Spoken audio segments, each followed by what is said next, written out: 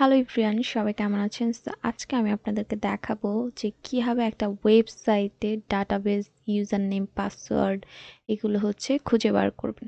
So অনেক সময় দেখা যায় ক্লায়েন্টের কাজ করতে গিয়ে আমাদের নতুন করে ডাটাবেস ক্রিয়েট করতে হয় বা কোনো একটা ইউআরএল চেঞ্জেসের জন্য ডাটাবেসের ইউজার বা পাসওয়ার্ডগুলো দরকার হয়।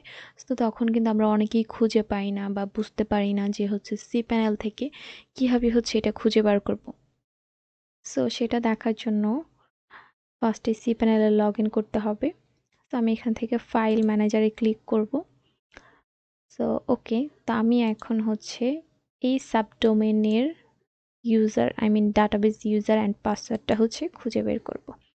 তো আপনাদের সি প্যানেলে এরকম আর কি থাকবে।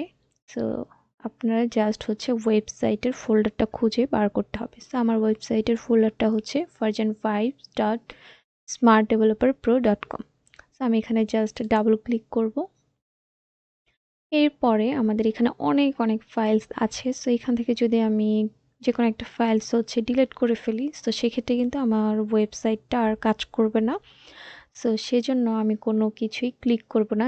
জাস্ট আমাদের ডাটাবেস ইউজার পাসওয়ার্ড এগুলো চেক করার জন্য আমাদের wp-config.php তে ক্লিক করতে হবে। সেজন্য এটার উপরে মাউসটা রেখে রাইট বাটনে ক্লিক করে জাস্ট এডিট অপশনে ক্লিক করতে হবে অ্যান্ড এখানে একটা ওয়ার্নিং দেখাচ্ছে।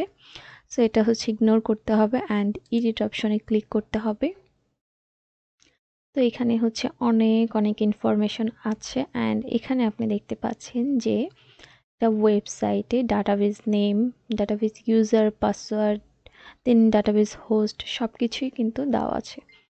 সো কাজের টাইমে আমাদের অনেক কিছুর জন্যই আমাদের সি প্যানেলের অ্যাক্সেস করতে হয় অ্যান্ড সি প্যানেলের এই ফাংশনটার জন্য বা এই ফাংশনে আমাদের অনেক কিছু আপডেট করতে হয়। ওয়ার্ডপ্রেসে কোনো একটা প্রবলেম হলে সেক্ষেত্রে দেখা যায় আমাদের ডাব্লিউপি ডিবাগ ফলস থেকে ট্রু করতে হয়, ট্রু থেকে ফলস করতে হয়। সো এরকম অনেক ইস্যু আর কি চলে আসে ওয়েবসাইটে, যেগুলো ফিক্স করার জন্য কিন্তু আমাদের হোস্টিং বা সি প্যানেল সম্পর্কে অনেক বেশি আইডিয়া রাখতে হয়। সো দেখা হবে নেক্সট ভিডিওতে। Thanks for watching my video. Okay, by.